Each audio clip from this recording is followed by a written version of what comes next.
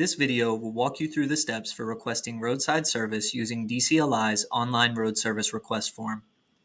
To access the form, go to DCLI.com and select Request Road Service from either the Utility Navigation menu, which is found at the very top of every page on our website, the Road Service drop-down menu, or the Footer menu, which is found at the very bottom of every page on our site. Once you're on the Road Service Request webpage, click Get Started.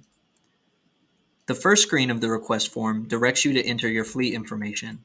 On this screen, you will enter your DCLI account information, including your company name, address, SAT code, and phone number. You may also enter your DOT number and your email address. When you've entered all of the requested information, click Next, or if you wish to start your road service request over again, click Start Over. On the next screen, you will enter information about the chassis for which you are requesting road service. First, enter the chassis number. If the chassis is bare, click the first toggle switch, which will turn blue. If there is a container mounted to your chassis, leave the toggle switch off and enter the container number for the mounted container. If the mounted container is loaded, click the second toggle switch, which will turn blue.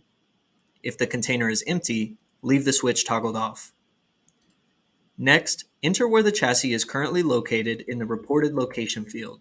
You can enter a street address or cross streets to give the location of the chassis that needs service. If location services are enabled in your browser, you can click the Use Current Location link to auto-populate your current location in the field. From the Breakdown Location dropdown, select the option that best matches where the affected chassis is located. You can add any other information about the chassis location that you think will be useful to our road service team in the Breakdown Notes field. Click Next. On this screen, you will provide information about the type of service that the chassis needs. From the System drop-down button, select the option that best matches the problem with the chassis. The options in the Subsystem and Service drop-down buttons will let you further specify the problem with the chassis and the repair that is needed. Depending on your selections, additional information like position or cause of failure will be requested. We encourage you to provide as much information as you have so that we can best respond to your request. If there is more than one issue with the chassis, click Add Another Issue and complete all of the requested information. When you have finished, click Next. The driver screen will ask for information about who is with the chassis and who is reporting the issue. On this screen, the Is the driver with the unit toggle switch defaults to selected.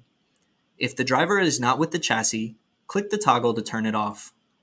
If the driver is with the chassis, enter his or her name, phone number, and email address as requested. If you are not the driver, click the second toggle, which will turn gray. Note that the Who is reporting this issue section appears once you indicate you are not the driver. Enter the driver's preferred method for being notified about updates for this request using the drop-down below the button. If you are not the driver, enter your information in the fields under the Who is reporting this issue header. If you need to revisit any of the information you entered for your request, click the back button to return to the previous screens, or if you have completed your request, click Submit. Your road service request is now complete. The driver, and you if you are not the driver, will receive updates about the service request via the method that you selected on the form. Should you need to contact our road service team for any reason, the support phone number is listed on this last screen.